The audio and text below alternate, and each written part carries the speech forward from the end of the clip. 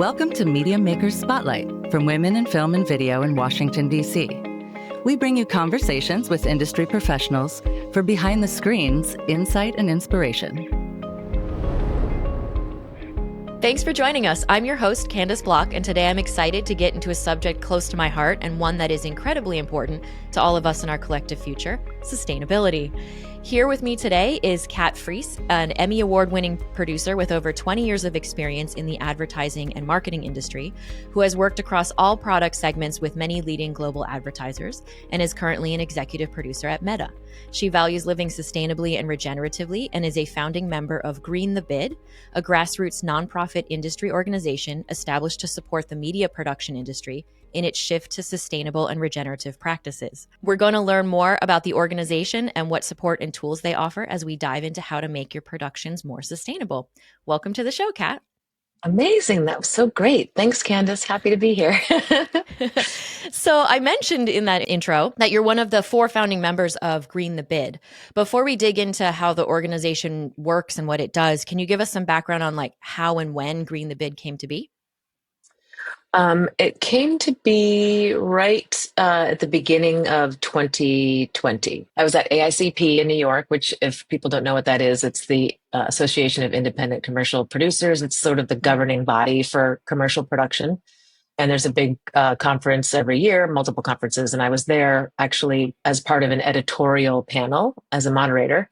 And one of the other co-founders, Michael Kaliski, and then another one of the co-founders, Julian Katz, they were up doing a panel about sustainability.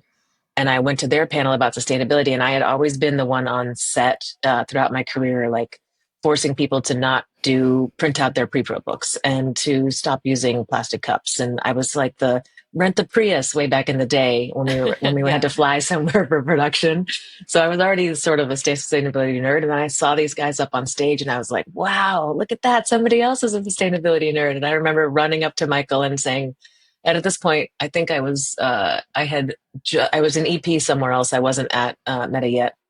And I actually asked Michael if I could be an unpaid intern at whatever company he was working at, because I wanted to be a part of what was happening. And then he let me join the team at Green the Bid. And from there, we just built out, we all had a network of people that we contacted, and we just built out what we needed this to look like. At the time, there were 5 co-founders. We just collaborated for basically the first half of 2020 to build out what Green the Bid looked like. And it was COVID, of course, as you all remember.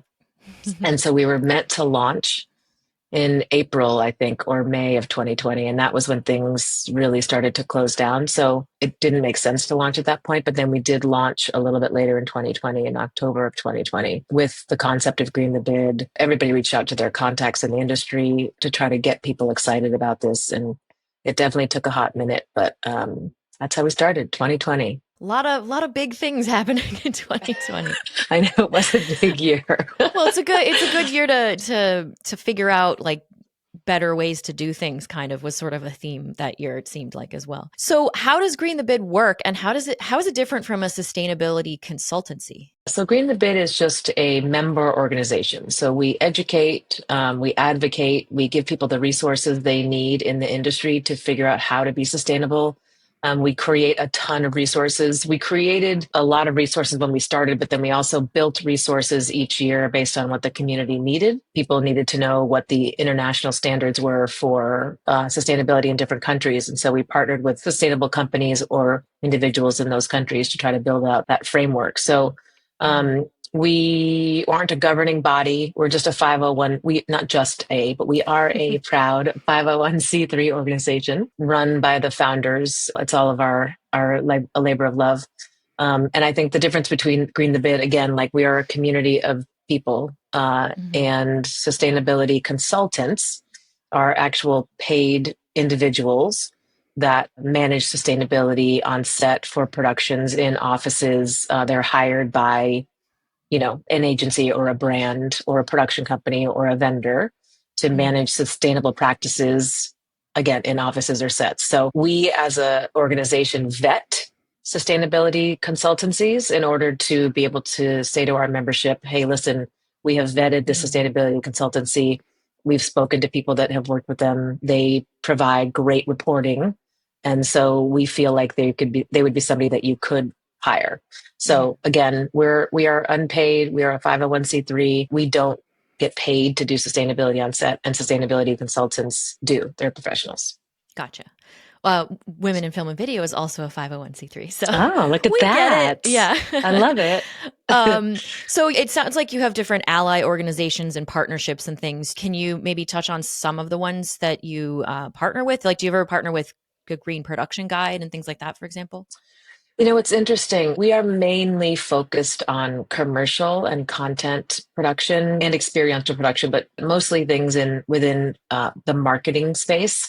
And the Green Production Guide really started as and continues to be something that guides film production. So we haven't partnered with anyone at the Green Production Guide. I've actually, prior to when Green the Bid started, there wasn't really anything out there for commercial producers in marketing and advertising to use as a guide. So anyone that had done this prior to Green the Bid probably used those green production guidelines, peach, pear, I forget the other fruits that they use as a guideline, but TV productions, episodic productions, they're much longer. The timelines are longer. The budgets are different. Like they just work differently. So we do partner with a lot of the organizations in the marketing and advertising space. So we've done multiple different cross partnerships with AICP. We work a lot with AdGreen and AdNet Zero. Two of us are actually on the working production groups with AdGreen and AdNet Zero.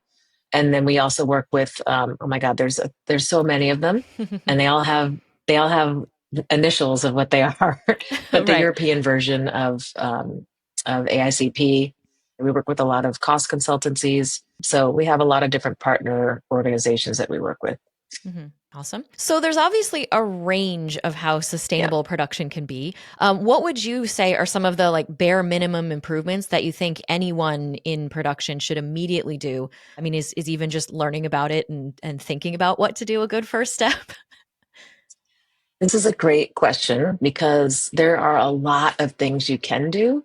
And I think, as I'm still I'm executive producer and I run productions, but I'm also still, to some degree, an on-the-ground producer because I go to set a lot and I can see what's going on. And I also help, run sustainability for the marketing department. And I think the toughest part is knowing where to start. If we're talking about on-set sustainability, which is different than office sustainability, producers already have so much to manage. And I think putting one more thing like, oh God, I got to manage sustainability as well, feels somewhat daunting, especially if you're not really educated on what it really means to be sustainable. So I think it's great when you can bring a sustainability consultant on to your project, because then it's like having an editor or a director or a director of photography. Like you're not going to edit, you're not going to direct, you're not going to have a director of photography. You need to hire those people because they're professionals, right? And I think they're good at what they do. They're good at what they do. They know the job.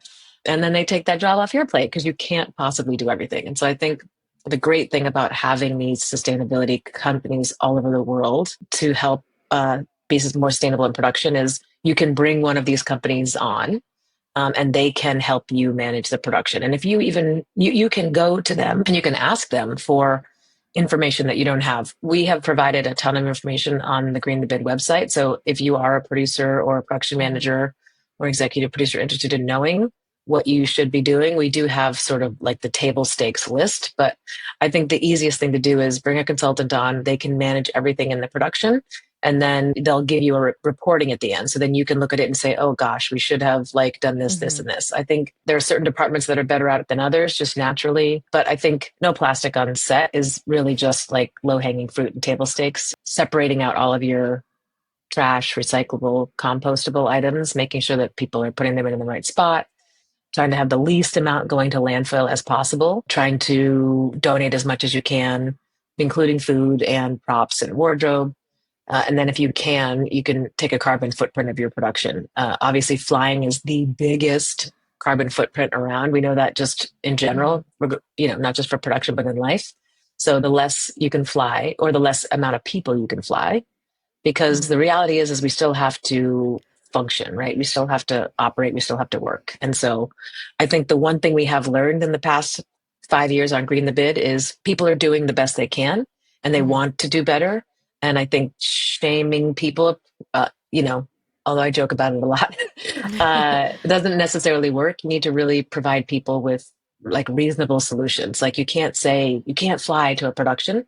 That's not Right. reasonable. It's never going to happen like that. So you have to provide them with alternatives. So can you send one creative? Can you send less people? Because I think that helps, right? And I think it's better to do what you can than to get bogged down in not being perfect. Nobody is perfect and we don't expect perfection. We just hope for intent with integrity in the whole sustainability landscape. Yeah. I mean, and positive encouragement is the only type of encouragement that actually is sustaining. Yeah, um, exactly. so you did mention carbon footprints. There was a big article about like film productions and things and how huge they can be with their carbon footprints. How informative do you think that metric is? Like we hear about carbon footprints and offsets and all of that. Like, is that a good measurement? Is that still like kind of the standard for figuring out how much you're affecting things?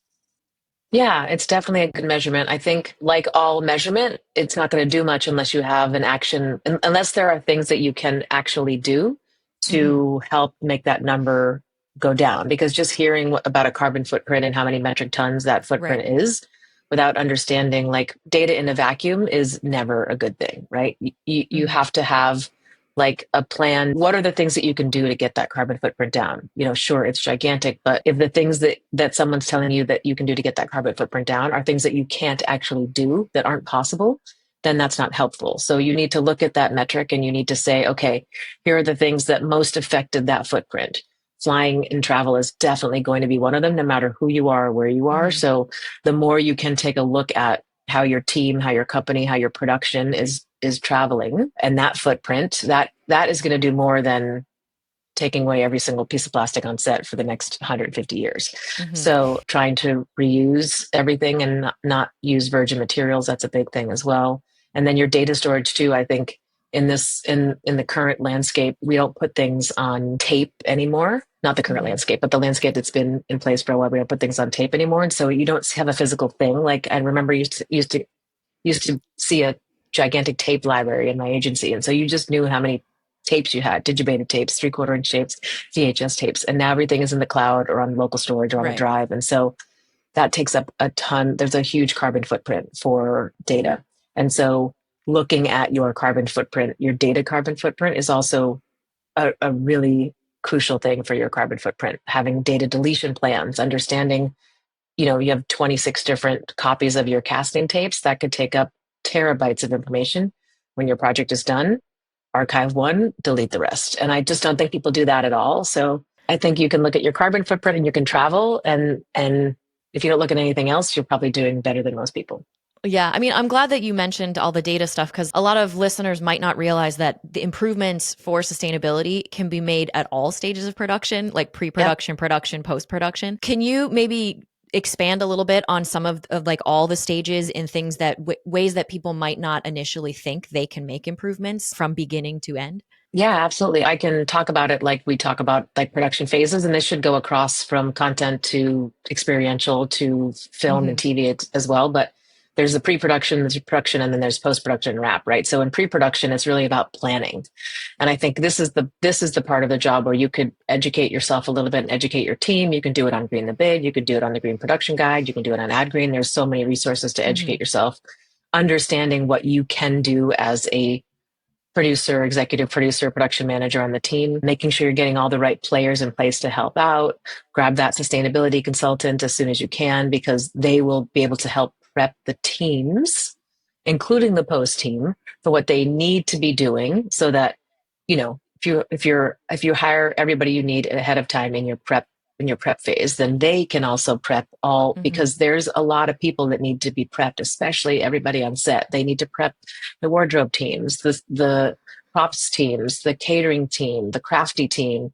They need to talk to the post production team. Like, so in prep, the most important thing is just to do your research, understand what you can and can't affect, and what you can be responsible for, and then bring on the proper teams to help make that come true. Because again, you can't Mm-hmm. do it all yourself. If you do it in a silo or a vacuum, you're not going to be successful. And I think the most important thing to me in production is communication and following up on everything you put into play in your pre-production phase, right? And so making sure that everybody that you connected has actually connected, making sure that all of the information has been set to all of the different departments on set, and then just following up with everybody. Because I think, and I think this probably holds true for commercials and episodics, but like somebody hires people, right? Like the person that hires all the teams, they're probably going to be the one that the teams listen to the most. And so in my world, in the commercial and advertising world, that's the brand, that's the client. And so if the brand, if the production company is telling the catering company, hey, listen, you got to do this, this, and this, the catering company just may like, maybe not. But if somebody from the client side who hired everybody, who's paying for the commercial, says to the production company, hey, listen, I'm just checking in. How are we doing with sustainability? So I think that check-in, knowing that the person that is responsible for making the work, it's important too. I think it does tend to keep people motivated. So again, during production, just make sure you're holding everybody accountable for what they signed up to do. And then the thing that affects post-production carbon footprint the most is your data. So have a proper data storage plan at the beginning. Green the Bit can definitely advise on that. I'm sure the Green Production Guide folks can as well for film and television, but it really is as simple as you can make your own plan for your company or for your project or for your production. Like, here's what we're going to agree to do. We're going to agree to take, again, we're going to keep one copy of everything here, and then we can have a backup copy for that thing. And then we're going to remove all copies of everything else. And really, of the data that we've stored, what is the data that's needed?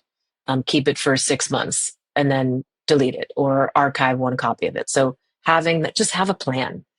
The plan can be whatever you decide it is, but just have a plan. Because when you don't have a plan, it just stays in the cloud or on a hard drive forever.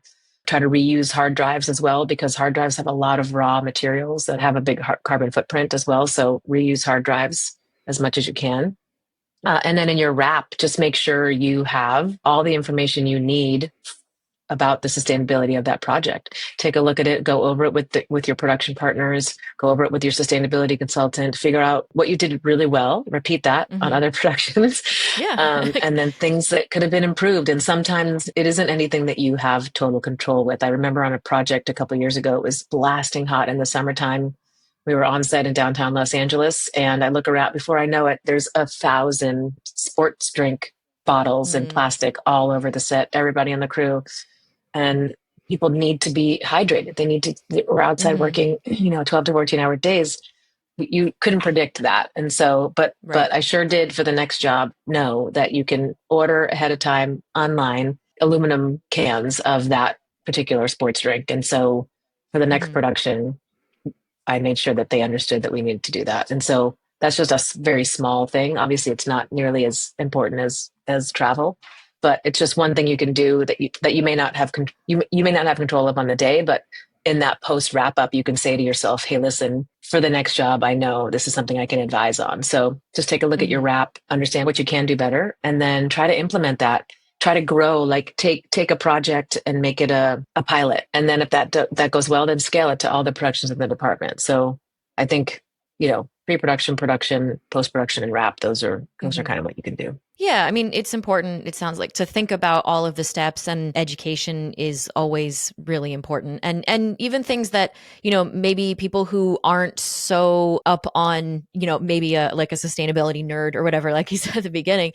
if they're not already into it, I know there's some people that still don't realize that, like aluminum is way more recyclable than plastic, and plastic is not as good for recycling as it was. And like, there's all these issues that it's important to stay on top of. But as you said, consultancies and stuff like that is their job. So they do stay on top of it. So if you haven't done all of that, try to look into that. What do you think are some of the most common like misconceptions or mistakes about thinking about being more eco-conscious when they approach a project? I mean, you just did a really good one. I think people don't know. I mean, although I'm surprised people don't know, but you're right. They just don't know. Like, I think people think that plastic is recyclable. And in theory, I remember when I learned more about that, I was like, right. So putting that in the blue bin or whatever is not as good as it was before. Or there's all sorts of problems there too now. Yeah, absolutely. I think the stat is like only about 6% of plastic actually gets recycled, which is pretty sad. Anything in aluminum is always going to be better, aluminum or glass, because those don't have an end life. Like, you can recycle aluminum until I think it's infinitely recyclable. It never disappears and turns into tiny little microplastics that go into the ocean.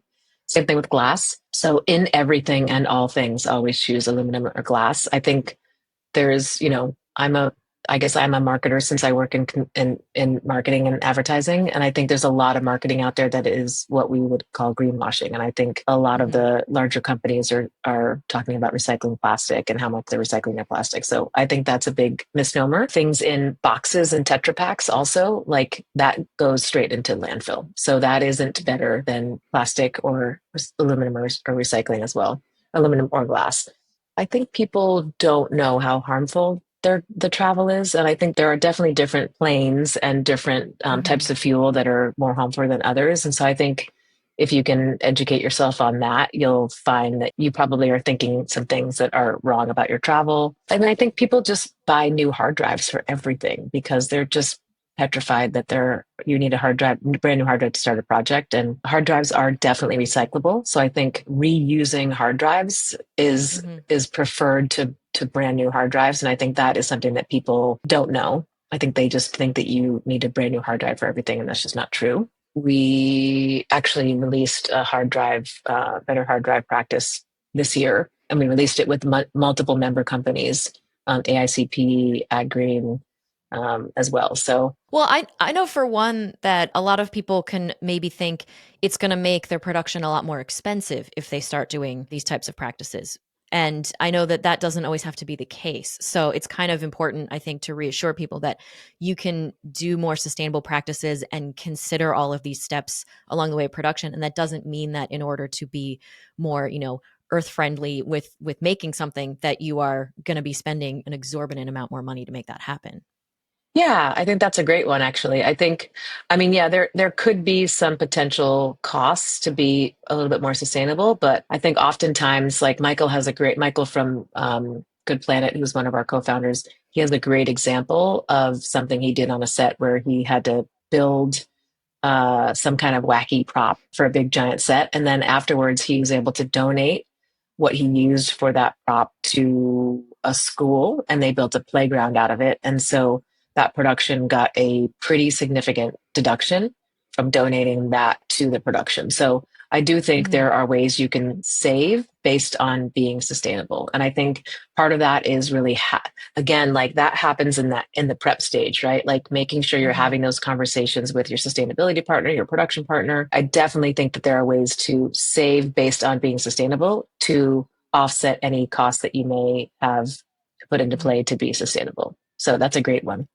Yeah. And also in terms of even just anything and being more green and sustainable and how, you kind of vote with your dollars, the more that productions take on these practices, the more affordable some of these more sustainable and eco-conscious like options will become, it seems Yeah, like. absolutely. That actually goes true with electric trucking. I think the more production partners, the more vendors that actually work with electric trucking, the less expensive that will be. Less expensive for the insurance, less expensive for the trucks, switching out your fleets. So I think electric, that's a great example. Electric anything is a great example of that. The adoption of the thing is going to make the thing way more affordable in the end. And so, yeah, 100%. So you had mentioned that Green the Bid has a bunch of resources. Can you explain maybe a little bit more about what's just available for everyone, even if you aren't a member, and how maybe someone could become a member if they? Yeah, I think back in the beginning, we used to gate some of our resources just to get people to become members and commit to being sustainable.